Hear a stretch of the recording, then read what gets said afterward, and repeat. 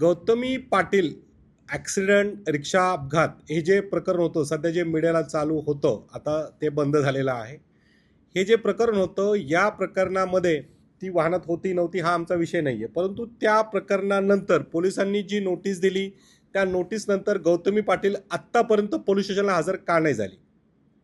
कारण नोटीस पोलिसांनी दिली म्हटल्यावर त्याचं उत्तर देण्यासाठी, जबाब देण्यासाठी हजर होणं आवश्यक होतं. दुसरं, ते जे काही कुटुंब आहे त्यांच्या घरी मानलेला भाऊ पाठवला, आर्थिक मदत पाठवली, हे झालं 353 म्हणजे शासकीय कामात अडथळा. FIR दाखल असताना, पोलिसांनी नोटीस दिलेल्या असताना अशा प्रकारचं हे पुरावे मोडण्याचा प्रयत्न कसं करू शकतात?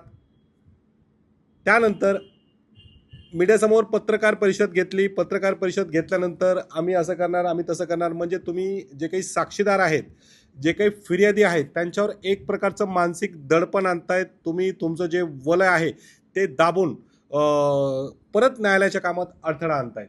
तर नवीन गुन्हा गौतमी पाटीलवर दाखल होऊ शकतो 353 व इतर कलमा अंतर्गत. या प्रकरणाला बरेच दिवस झालेले आहेत, पण तुम्ही ही जी पत्रकार परिषद घेता याला वेळ झाला असं वाटत नाही का? बिलकुल नाही. याला जे तुम्ही म्हणतायत विलंब म्हणजे डिले, तर बिलकुल झालेला नाहीये.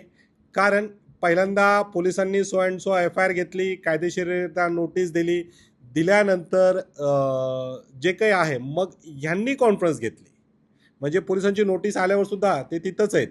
मग यांनी कॉन्फरन्स घेतली. कॉन्फरन्स घेतल्यावर ह्या सगळ्या गोष्टी समोर आल्या आणि आम्हाला वाटलं आज ना उद्या ती तिथं हजर होईल, जबाब देईल, परत त्या रिक्षा चालकाला बिचारायला नाही मिळेल. परंतु हे कुठेही दिसून आले नाही. म्हणून मी करेक्ट टाईमला एंट्री घेतलेली आहे. पण असं जरी असेल तरी जे पोलीस वरिष्ठ अधिकारी आहेत, DCP असतील किंवा इतर अधिकारी, त्यांच्याकडून सांगण्यात आलं होतं की गौतमी पाटीलचा या प्रकरणात काहीच रोल नाहीये, त्यामुळे असं सांगण्यात आलं होतं. त्या प्रकरणाविषयीचा रोल बोलतच नाही आपण. त्यानंतरचा पार्ट 2 जे तुम्ही म्हणले आज उशिरा नोटीस आली, ती कुठे आहे?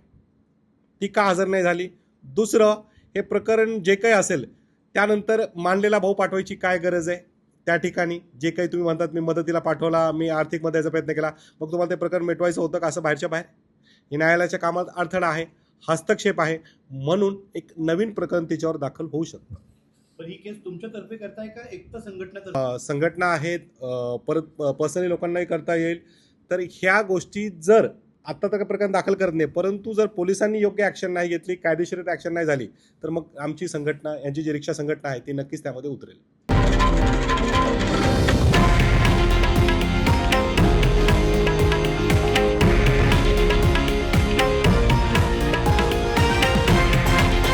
हे आहे देशातील नंबर 1 न्यूज नेटवर्क आणि आपण पाहत आहात TV9 मराठी, एकमेव.